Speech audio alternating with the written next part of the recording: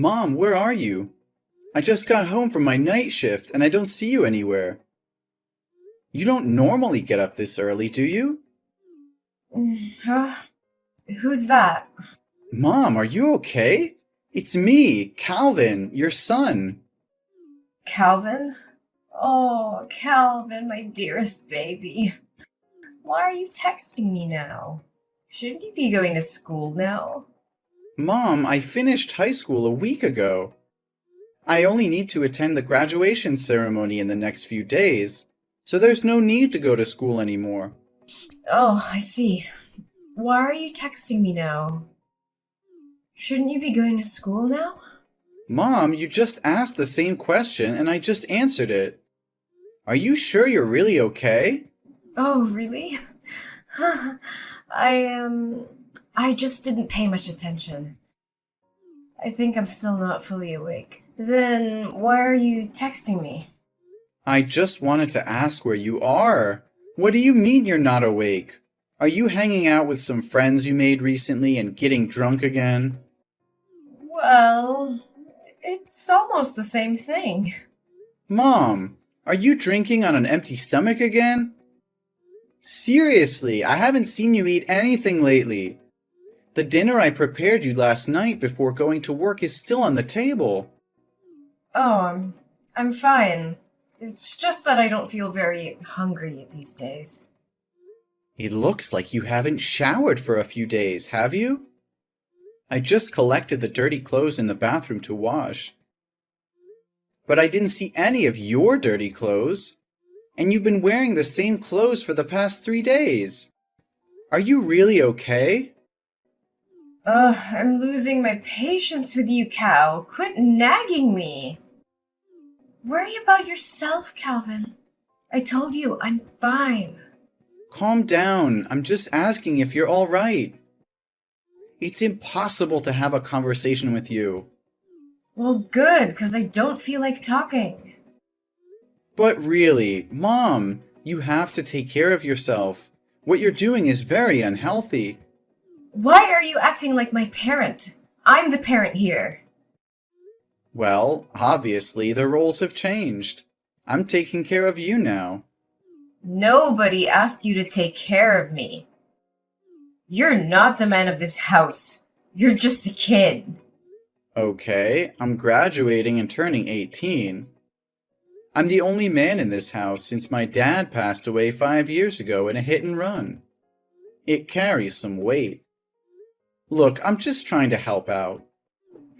Oh, I feel so free. And I love my kid. Okay, since we're talking about school, are you still coming on next Friday? For what? Calvin, you're messing up my chill. God, it's annoying. The message alarm just keeps ringing. For my high school commencement. Well, I don't know. I'll try. I might be busy though. I might. It's the ceremony for my high school graduation. I have to give my valedictorian speech because I'm the honor student receiving a scholarship from a top university. Ugh, Calvin, seriously, it's not a big deal. What's the problem? This is a big deal! Mom, what's wrong with you? You were just excitedly talking about, oh, my baby's graduating 1 week ago. Now it's not a big deal with you anymore? Okay. Whatever you want. We'll talk about this after you get home. By the way, I just got my salary from my part-time job today. So I've saved up enough money to pay my tuition fees for the first year and still have some left over. So tonight, we're going out for a meal to celebrate. I'll treat.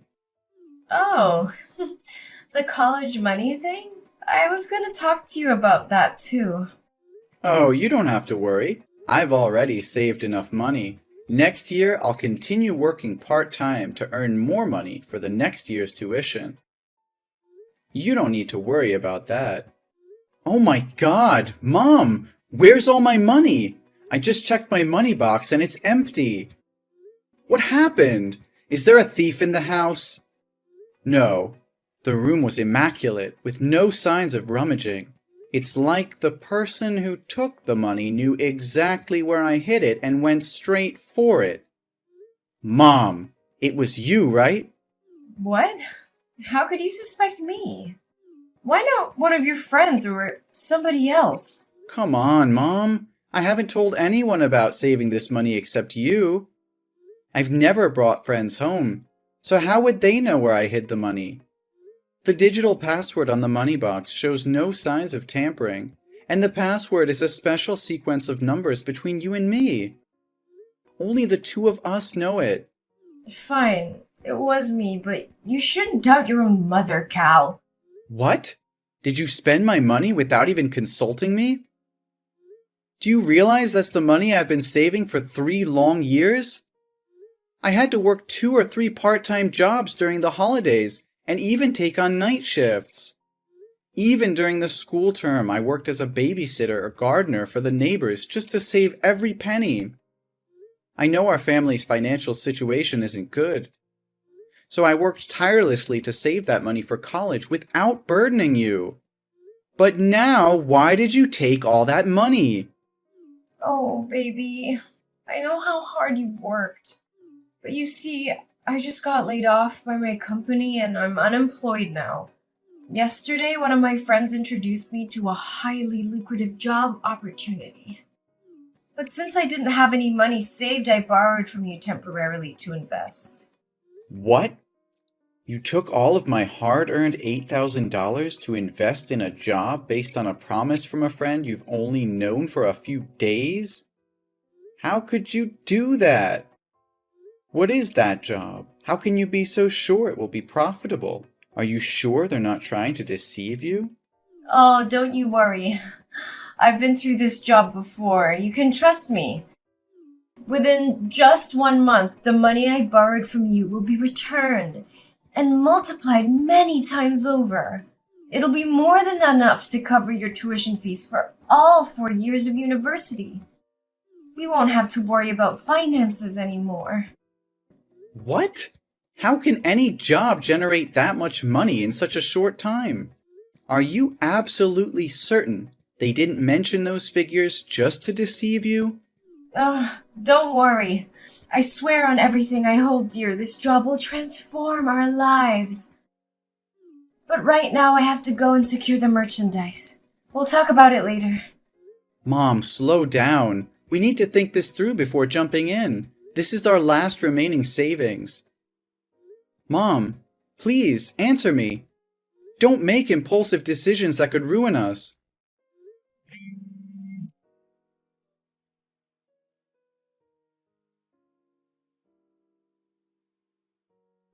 Hey, Cal.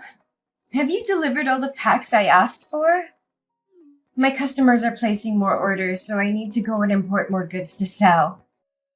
It's incredible. It's only been 3 days and I've already doubled my profits. Yes, Mom. But I'm really curious. What are you selling that has so many people buying it at such high prices?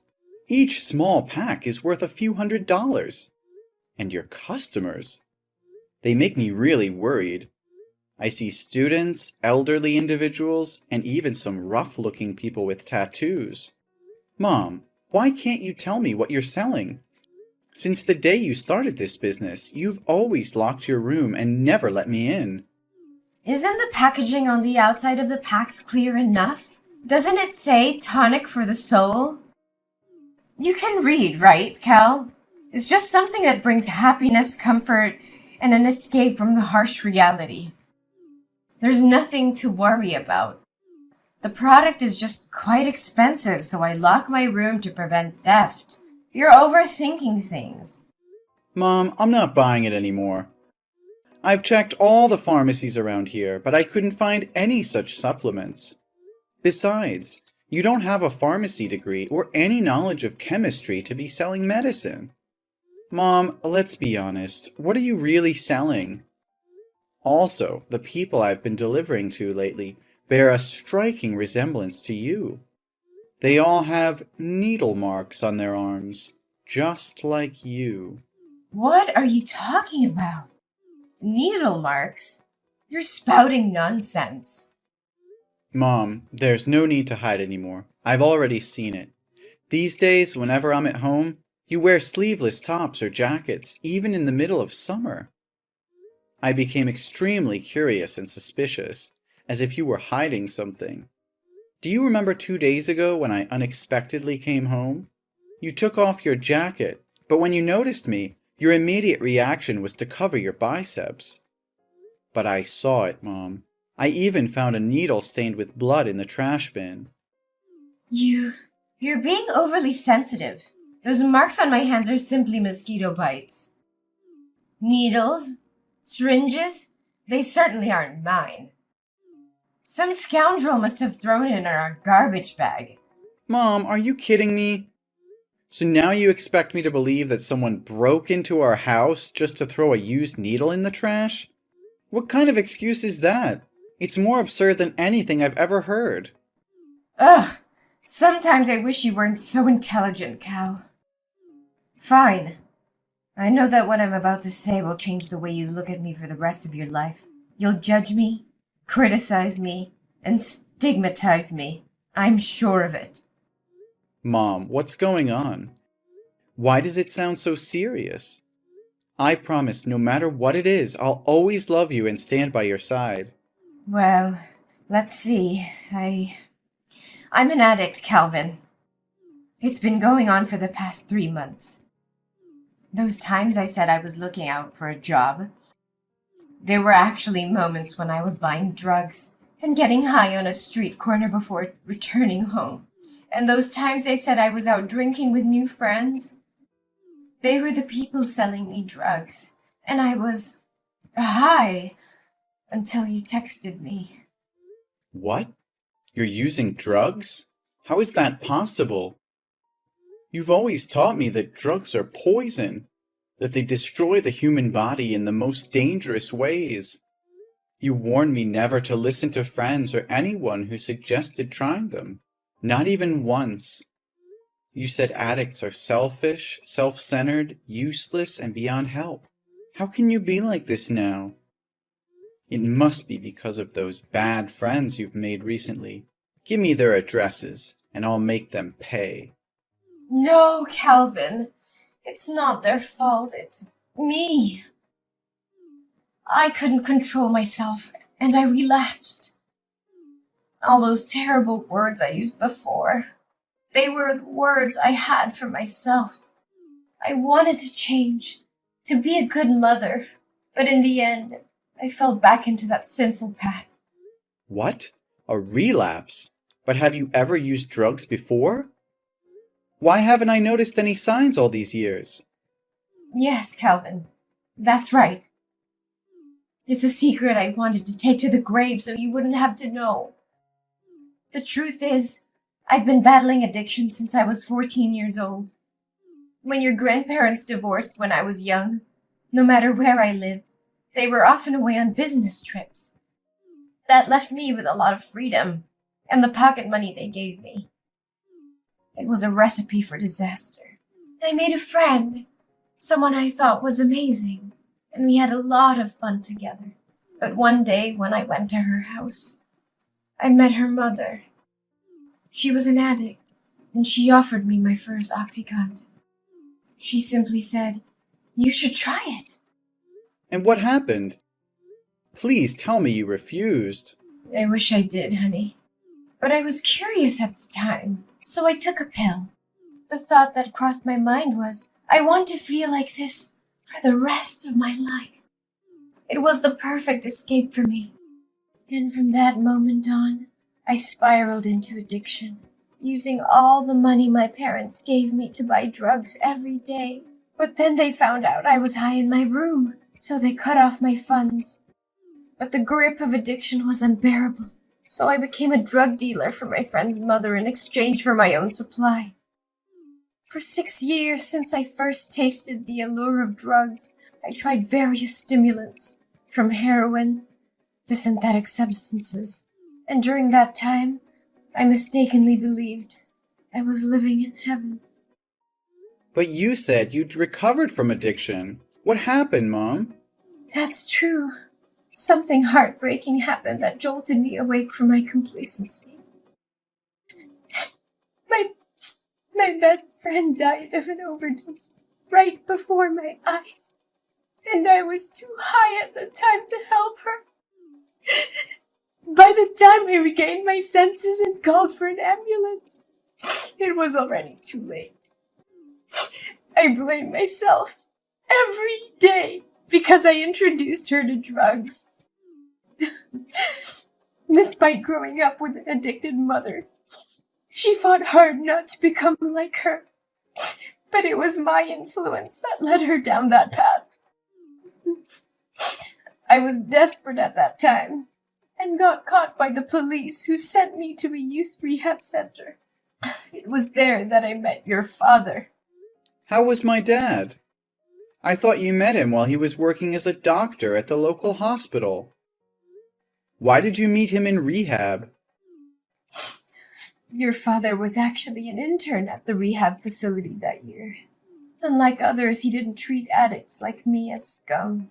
He was compassionate and supportive throughout my recovery journey. We grew close, and he became my beacon of hope. Since then, I have stayed away from drugs. So why, after almost 18 years of being clean, did you fall back into addiction?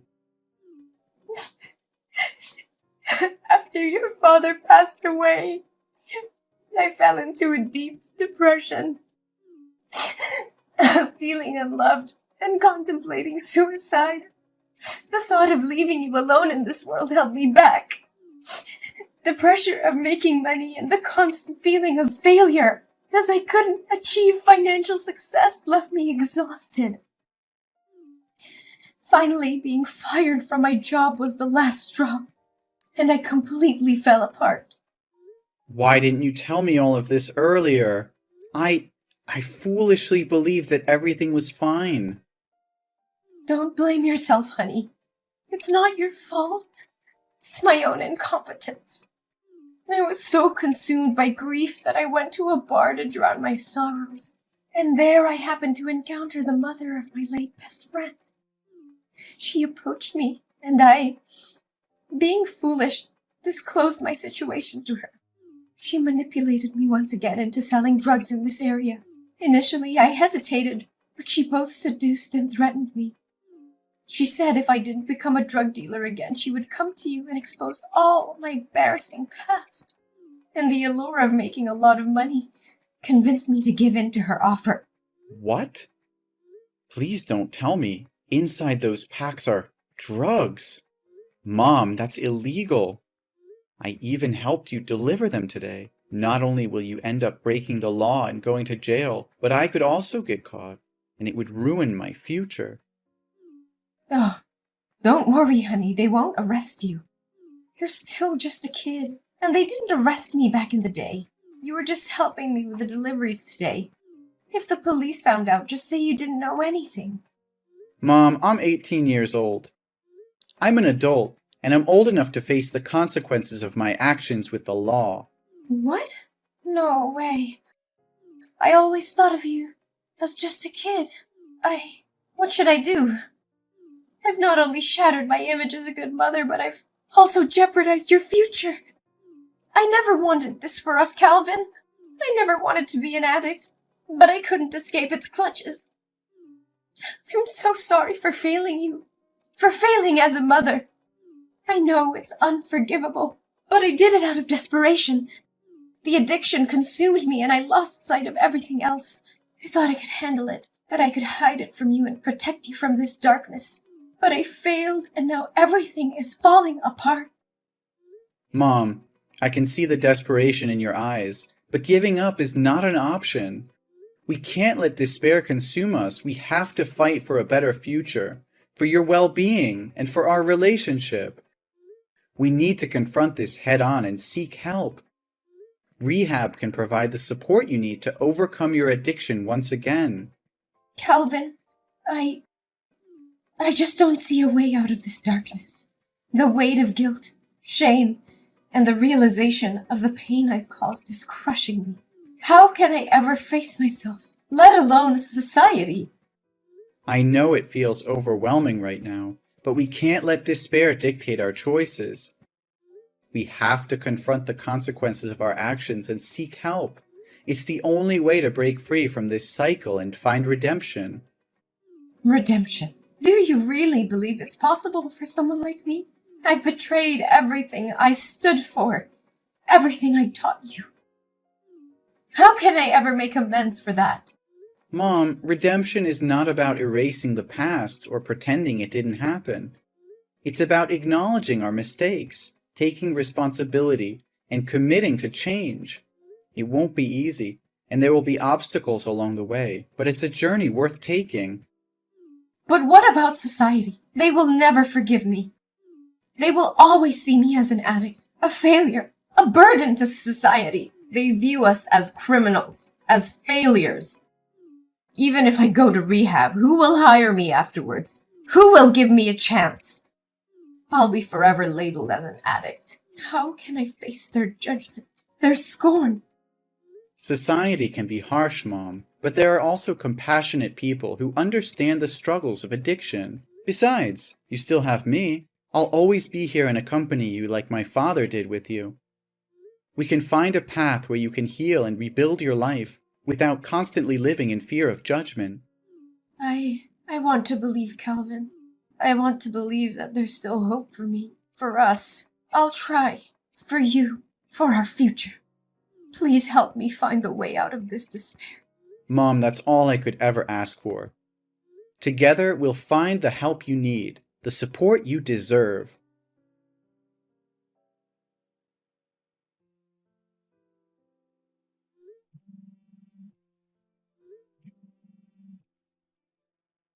Mom, where are you? Mom? The hospital just called me and said you ran away. Where did you go? You just escaped death. Calvin, I'm sorry. I'm really sorry. I couldn't contain myself. I never wanted this, Calvin. I never wanted to go down this path again. But the pain, the emptiness inside me grew so intense that I found myself drowning in desperation. I thought I could handle it, that I could find an escape. And then the devil's whispers echoed in my ears, tempting me with false promises of relief. Why don't you just let me die of an overdose? Why are you trying to save my life? And now I have to live in humiliation. I don't dare see you again. Mom, please don't say that. Don't give up on yourself. I can't bear the thought of losing you. I'm scared, Mom. Scared of what might happen if I can't find you in time. You have no idea how scared I was yesterday morning. I was getting ready to go to school for the graduation ceremony when I heard a loud noise coming from your room. I felt so nervous, so I opened the door to check. The scene I witnessed still haunts me. You were lying on the ground with a needle in your lap, covered in vomit and foaming at the mouth. Your whole body was twitching, and it seemed like you'd passed out. I was terrified and immediately called 911. If I had left even a little bit earlier that day... Calvin, I'm so sorry for putting you through all this pain. I never wanted to hurt you. The depths of my despair consumed me, clouding my judgment and blinding me to the love and support you've given me. Mom, you're not alone in this. I know it's hard, but we can fight through it together. Your life is worth living, worth fighting for. I won't let you slip away into darkness. Please, let me help you. Help me? Calvin, I'm beyond help. I've let you down, failed as a mother, and now I'm dragging you into the depths of my own despair. I can't bear to see you suffer because of me. No, Mom, you haven't failed me. We all make mistakes, and I refuse to believe that this defines who you are. You're so much more than your addiction. You're my mother, the one who raised me, loved me, and supported me. I can't abandon you now, not when you need me the most. But Calvin, don't you see? I'm trapped in this vicious cycle. Every time I try to escape, it pulls me back in. I can't bear the pain, the shame, and the weight of my own mistakes. It feels like there's no way out. Mom, I can't just stand by and watch you carry this burden alone. The guilt and shame will eat you alive, and I can't let that happen. We have to go to the police together, confess everything, and reveal who provided you with those drugs. We can't let them get away with destroying our lives. No, Calvin! I won't let you sacrifice your future for me. You deserve a chance at a normal life, free from the consequences of my actions. I can't bear to see you suffer because of my mistakes. I'm already drowning in guilt, and I can't drag you down with me. You think I care about a normal life? Mom, all I care about is you. We're a family, and families stick together no matter what. I won't let you face this alone. We'll face the judgment, the discrimination, and the consequences together. I won't abandon you in your darkest hour. Calvin, you don't understand. Society will never accept us. We'll be branded as criminals, as addicts, and it will haunt us for the rest of our lives. I can't bear to see you suffer because of my mistakes. I want better for you, a chance to break free from the cycle of pain. Better for me? Do you think I'll ever be better if I abandon you now? We can't escape our past, Mom. It will always haunt us, no matter how much we try to hide. The only way to truly move forward is to face it head on, to take responsibility for our actions. You think there's still hope for me? Look at me, Calvin! I'm a broken, hopeless mess. It's too late for me, Calvin.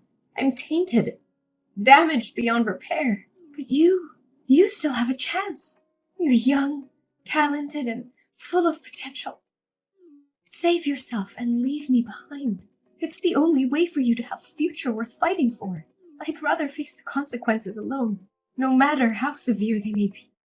No, Mom, I won't leave you behind. We're in this together through thick and thin. I can't imagine a future without you, and I won't let you give up on yourself. We'll face the world together, and we'll prove them wrong. We'll show them that love and support can conquer even the darkest of times. Just come back to the hospital, okay? After you completely recover, we'll go to the police station together. I'm terrified, Calvin. Terrified of the unknown, of what lies ahead of us. But seeing the determination in your eyes, the unwavering love you have for me, gives me a glimmer of hope. Maybe, just maybe, we can find a way to rebuild our shattered lives together. Let's face this storm, hand in hand, and never let go.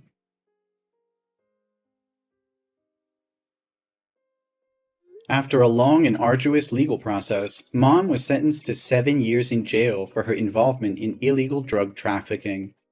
It was a heavy blow to both her and me, knowing they would be separated for such a long time. However, there was a glimmer of hope amidst the darkness.